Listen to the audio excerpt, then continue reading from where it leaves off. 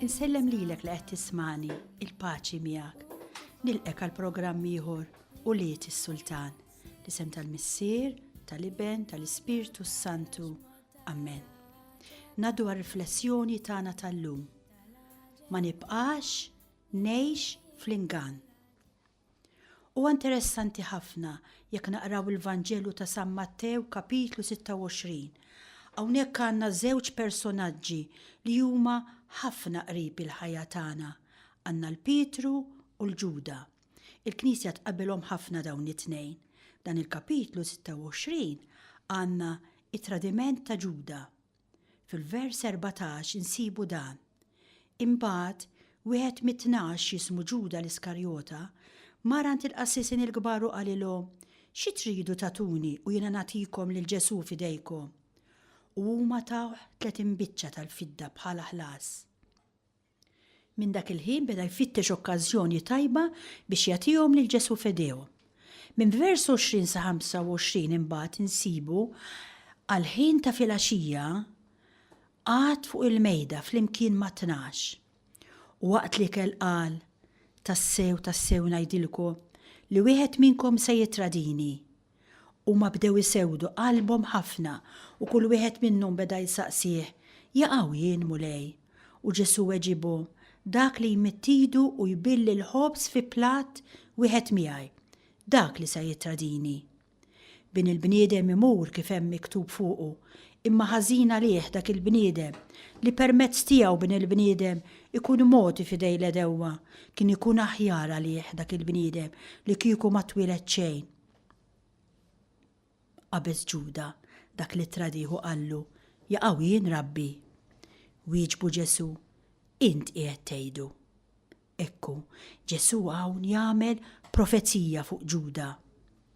Vers 30 u mbagħad sa 35 kantaw is-salmi u ħarġu lejlolja taż-żebbuġ. Imbagħad Ġesu qalilhom: il-kol kemm intom se titħawdu minħabba fija f'dan il-lejl għax hemm miktub: nidrob ir-raj u n-naċ tal-merħla jitferxu, imma wara li nqum mill-mewt immur il-Galilea qabilkom. Qabeż Pietru. Hawnhekk Ġesu lil Pietru se jagħmillu profezija wkoll. Mela għamel profezija fuq Ġuda, int stess qiegħed tgħidu, u għamel profezija fuq Pietru. Għax Pietru ma kienx jaf lilu nnifsu qallu: jekk kulħadd jitħawwad minħabba fik, jien ma nitħawwad qatt. Qallu Ġesu: tassew ngħidlek Piet, li dal-lejl qabel ma jidden is-serduk int tkun ġaċħatni 3 darbiet. Qallu Pietru: le, ma niċħdekx, anqas jekk ikolli mmut għalik. U din hija interessanti eżis semmija, għax hawnhekk għandna il-problema ta' Ġuda, il-problema ta' Pietru huma l-istess problemi tagħna. Iva, it-tnejn li huma hekk jaħsbu li huma fidili, it-tnejn li huma jaħsbu li jridu jaqdu lil Ġesu. Ġuda ma kienx jaf min hu. Ġuda kien wieħed li jaħseb li hu mill-aħjar, kien iġib il-flus għax huwa bravu, anke fid-dinja tal-lum min iġib il-flus huwa bravu. Ġuda kien bniedem li jaħseb li tant kien bravu li seta' jikkritika lil Ġesu. Dan qed jagħmel ħażin, dan aħjar jagħmel hekk, dejjem jikkritika. U għaliex tikkritika? Tikkritika għaliex inti dejjem taħseb li tifhem iktar hux. Infatti naqraw jekk int ma tridx tiġġudika, faċli. Ħares lejn id-nubiet tiegħek. Ftakar il-ħin kollu fid-nubiet tiegħek jekk ma tridx tiġġudika. Għax tiġġudika għaliex? Għax inti taħseb li inti iktar brava. Għax taħseb li tifhem aktar. Għaliex inti m'intix bħall-oħrajn, inti m'intix bħal dik jew bħall-oħra. Dan kien Ġuda, kien jimxi wara Ġesu imma kien jidirlu li huwa jifhem iktar minn Ġesu. Bħal ħafna minna nimxu wara Ġesu imma jidrilna li nifmu aktar minnu. Għal Ġuda Ġesu kien naġa, kien dajjef wisq. Infatti x'jagħmel? Jipprovoka lil Ġesu, jipprova jqiegħed lil Ġesu daru mal-ħajt, ħalli Ġesu juża l-vjolenza. Meta huwa jmur ibijaw, ma marx ibijaw għaliex Ġuda rrid li Ġesu jmut, imma Ġuda rrid sempliċiment qiegħed lil Ġesu daru mal-ħajt, ħalli Ġesu jibda juża l-vjolenza u hekk jibda jagħmel xi ħaġa utli skont kif kien jaħseb Ġuda. Infatti meta sar jaf Ġuda li Ġesu kien se jmut, tant ħada bi kbira u li dejjem kien jikkritika lill-oħrajn u li dejjem kien jgħid lill-oħrajn huma assassini u huma qattila, meta skopra li qattil huwa hu, meta skopra li huwa kien li tradixxa lil Ġesu x'għamel. Imur u jarem il-flus. Ma ridhomx il-flus għax dawn huma simbolu ta' dnub tiegħu. Ma rridx ikollu jdeħħim ċabsin bidnub huwa li dejjem ikkritika u ħassu aħjar mill-oħrajn. F'daqqa waħda jsib lilu nnifsu qar mill-oħrajn. Kien hu li tradixxa lil Ġesu u Ġuda ma jaċċettajix. Ma jaċċettax id-dnub għalhekk joqtol lilu nnifsu. Ġesu Kristu jagħmillu profezija. Xi jgħidlu? Jgħidlu inti se titradini. Inti iva għandek qalb li titradixxi. Pietru kollu għal-istess. Pietru qal lil Ġesu anke l-ħabs immur għalik. Pietru huwa dak it-tip li jgħidlek ara jien nasal biex nagħmel kollox, però nitradixxi lil ħbieb dik żgur li le. Bħal meta tiltaqa' ma' persuna li tgħidlek ara jien kollox nagħmel, imma nikdeb żgur li le, għax ma tafx li l-anfisha. Bħal Pietru nitradixxi lil ħbieb le, żgur le. Allura kellu jesperimenta li anki huwa jitradixxi l-ħbieb, li anki huwa jitradixxi l-Ġesu Kristu u anki lil Pietru Ġesu jagħmillu profezija u jgħidlu qabel ma jidden is-serdu int se tiċħadni 3 darbiet. Eżis semmija. Il-mulej illum jixtieq qiegħed fi kriżi il-bniedem il-qadim tagħna. Il-mulej qed jagħmel profezija fuq il-bniedem il-qadim tiegħi u tiegħek u qed jgħidilna li anke l-bniedem qadim tal-laħam tagħna huwa midneb. Nittamaw fil-mulej biex ma jħallinix ngħixu aktar fl-ingan għax hu qed jippermetti li nisimgħu dan li qed ngħidu biex iqiegħed fi kriżi dak li hemm bżonn iqiegħed fi kriżi. U qed jagħmel profezija u qed jgħid lilek u lili li anki aħna midimba. Qed jagħmel profezija li se titwettaq fil-ħajja tagħna u qed jgħidilna affarijiet serji, qed jgħidilna pereżempju int ma tħobbx lil oħtok, lil żewġek, eċċetera, u li ma tħobbx lil xi ħadd hija ħaġa serjissima. Alla għażel lil oħtok, lil żewġek u lil oħrajn u qedhomlok quddiemek mhux sabiex jiġġudikak, mhux sabiex tajt kemm jien kattiva, imma biex inti tajt iva u tinduna li inti ma tħobbhomx kif jiċraq.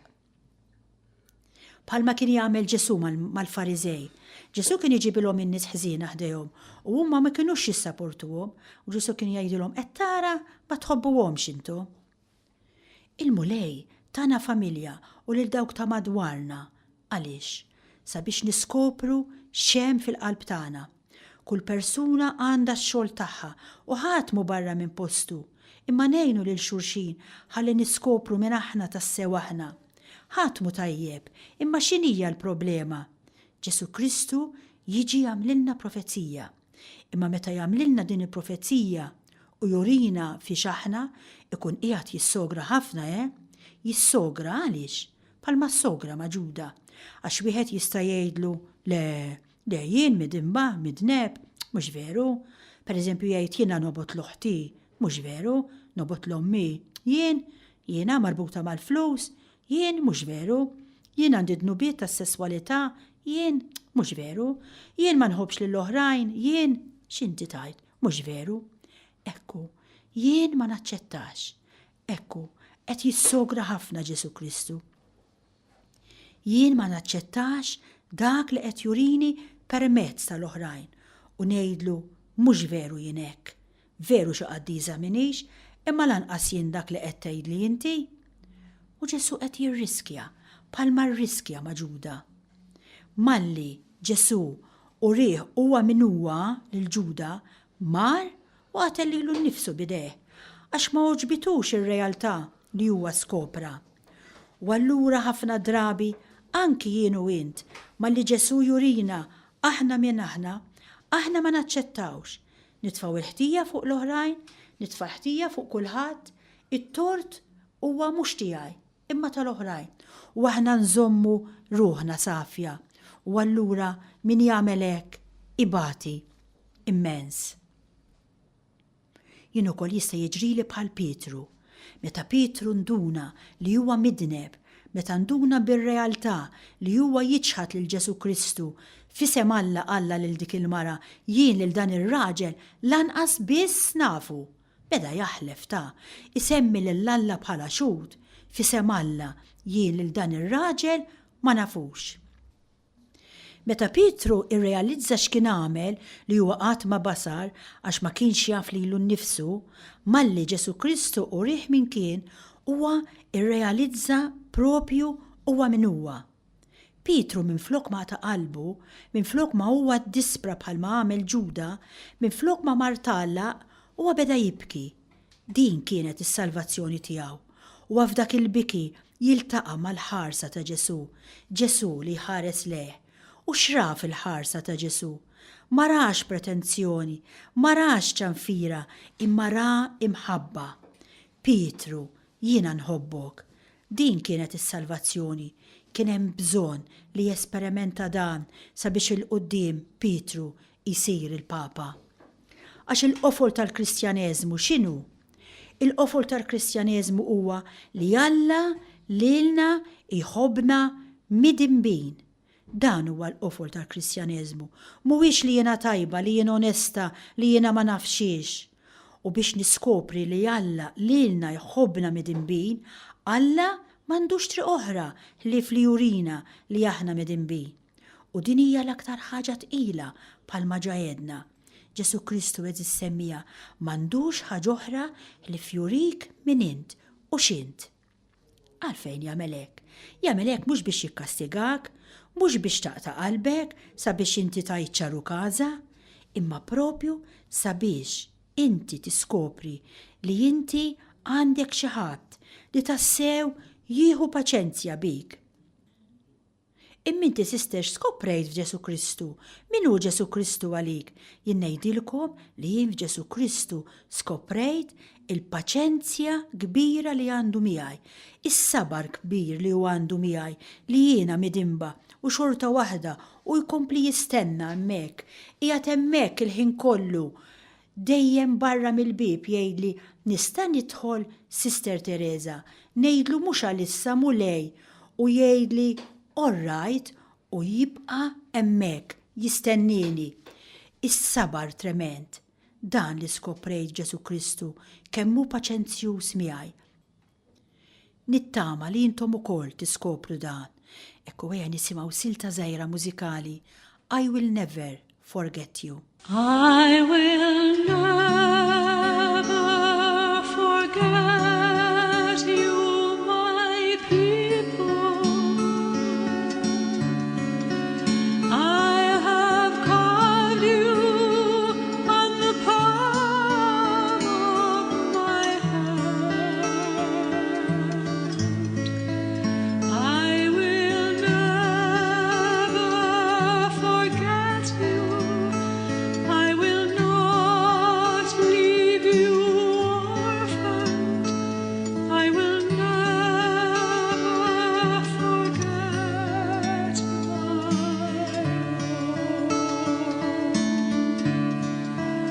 Does a mother forget her baby? Or a woman the child within her womb? Yet even if these forget, yes, even if these forget, I will never forget my own. I will never forget you, my people. I have carved you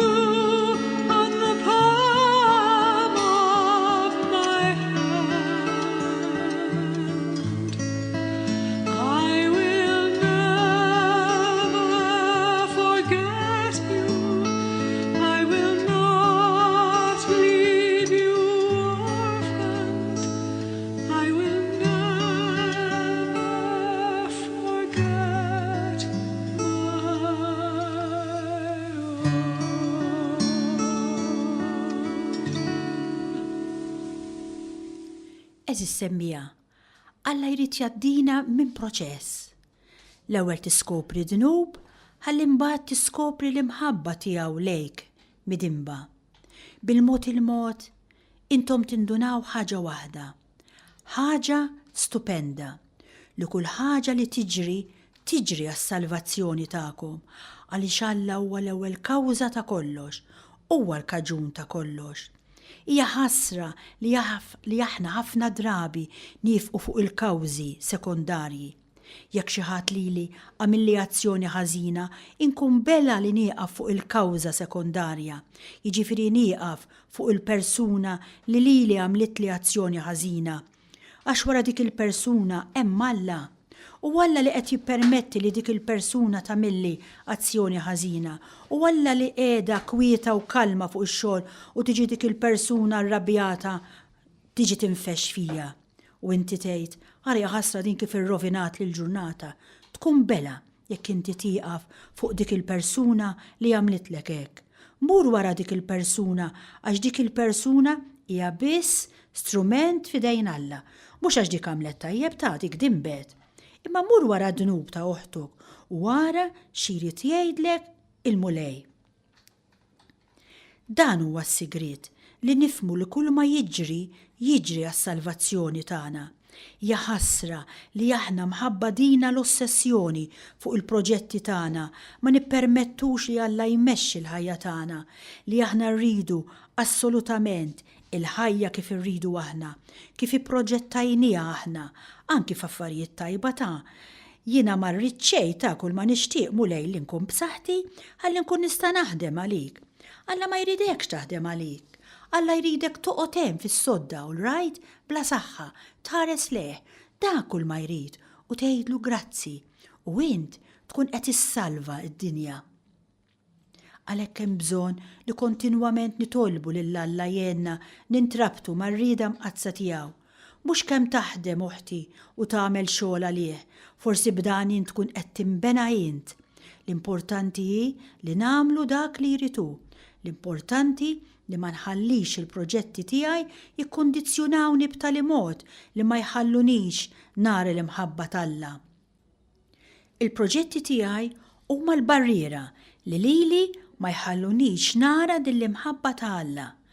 Allura Alla jipprova jagħmel minn kollox biex ikissirli dawn il-proġetti tiegħi.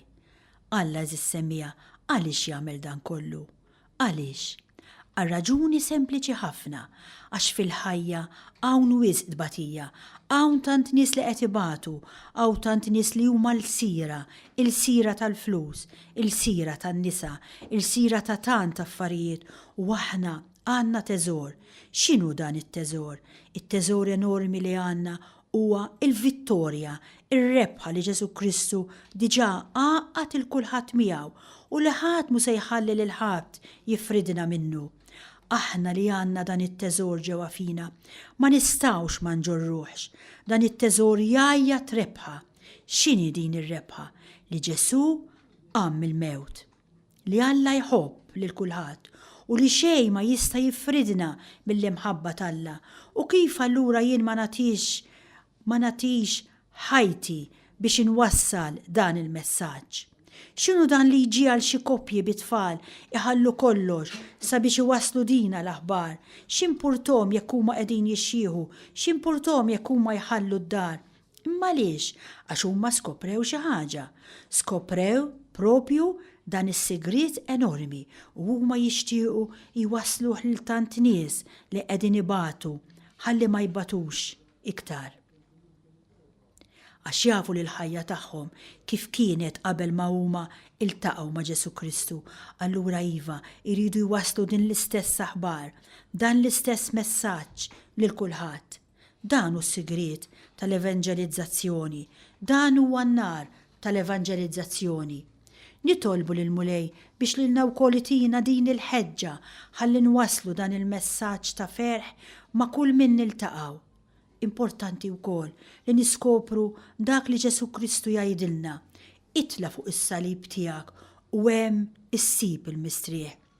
Hija ħasra li aħna l-ħin kollu nitolbu lill-Alla biex ineħħilna s-salib, sabiex ineħħilna din l-marda, sabiex ineħħili dan il-karattru. Idħol fis-saltna tiegħi jgħidli Ġesu Kristu. X'inhija s-saltna ta' Ġesu Kristu? Is-saltna ta' Ġesu Kristu hija li nagħmel ir-rieda tiegħu. Din hija r-rebħa, dan huwa s-sigriet, din hija ċ-ċavetta eżis semmija tal-ferħ li jiena nagħmel ir-rieda tiegħu, għax ir-rieda tiegħu hija l-ġenna, ir-rieda tiegħi hija l-infern. U meta jiena nagħmel ir-rieda tiegħi imbati u imbati ħafna, anki jekk jidrilna li r-rieda tagħna hija iktar intelligenti minn tiegħu. Imma meta nagħmlu ir-rieda tiegħu nidħlu l-ġenna fuq din l-art dejjem hekk jiġri. Jien qatt ma ltqajt ma' xi ħadd li qal li jagħmel rieda ta' u jinsab imdejjaq. Imma min jirrifjuta r-rieda ta' u jagħmel ir-rieda tiegħu biżżejjed ħares lejn wiċċhom. Min jagħmel ir-rieda tiegħu jaf kemm ibati. Biex nikkonkludi, x'inhuwa dak li l-mulej qed jistenna minna? Mhux qed jistenna affarijiet kbar, imma l-unika ħaġa li qed jistenna hi ħaġa sempliċi. Li jkollna dik it-tikka umiltà u ngħidulu, mulej, tħallix li jiena naqa', mulej għejni inti. Jixtieq Ġesu li jkollna fiduċja fih, li jkollna konfidenza fih, sabiex ma nħarsux lejn anfusna. Aħna kollha nies imsejkna immens, nies dgħajfa immens, ħadd minna mu Superman jew Superwoman. Allura kif diġà għedt, kull ma qed jistenna minna l-mulej hija dik it-tikka umiltà biex ngħidulu, mulej, għenni inti, tħallix li jiena naqa', tħallinix nifret il-familja, tħallinix li nabbandunak, tħallix li jiena naqa' fi dnub. Intaf kemm jien dgħajfa, intaf li mingħajrek nofs minuta oħra lesta biex nitradik bħal Pietru, bħal Ġuda, minix aħjar minnhom jiena. Eżis semmija, min għandu fil-fond ta' qalbu din il-fiduċja li l-mulej se jgħinu, min għandu din il-fiduċja, allura huwa tranquill. Għax inqett il-fiduċja tiegħi kollha fil-mulej, qed fih, allura naf li mhux se jqarraq bija. Imma dawk fostkom li jkomplu jiserħu fihom infushom jien ma nafx kif ma jiġġennux. Min qiegħed il-fiduċja fih innifsu nifhem il-problemi tiegħu, nifhem l-kriżijiet tiegħu, nifhem għaliex iħossu daqshekk vojt, imma minn fostkom għandu din il-fiduċja profonda anki jekk jara lilu nnifsu imdawwar mill-liljuni biex ngħidlek, li anki jekk qed jara lilu nnifsu qiegħed imut, jaf, għandu fiduċja li l-mulej mhux se jabbandunah, allura huwa tranquill. Għajtulu llum, tħallinix mulej, tabbandunanix, mhux possibbli li inti tabbandunani, ma jistax ikun li inti tħallini, ma jistax ikun mulej li jiena naqa' f'dawn in-nażbiet tax-xitan, li jiena naqa' fin-nażbiet taqtih il-qalb. Le mulej, inti trid xi ħaġa minni, u dan jibda jgħinek ħalli inti tibda taffronta il-ħajja mod ieħor, mhux iktar ibbażata fuq is-saħħa tiegħek, mhux iktar ibbażata fuq il-fiduċja tiegħek innifsek, imma fiduċja fil-mulej. Huwa se jsalvani, huwa se jgħinni, huwa t-tarka, huwa l-ken, huwa l-asluġ, huwa dejjem huwa. X'jista' jagħmel Alla u m'għamlux għalija? Allura għandi moħħi mistrieħ jiena, allura jiena tranquilla, allura nista' naffronta l-ħajja b'mod kompletament ġdid u ma nibqax iktar ngħix fl-ingann. Hekk nitlob lil Ġesu u lil Marija jitfgħu fuqkom il-paċi u l-ferħ tagħhom. Insellmilkom.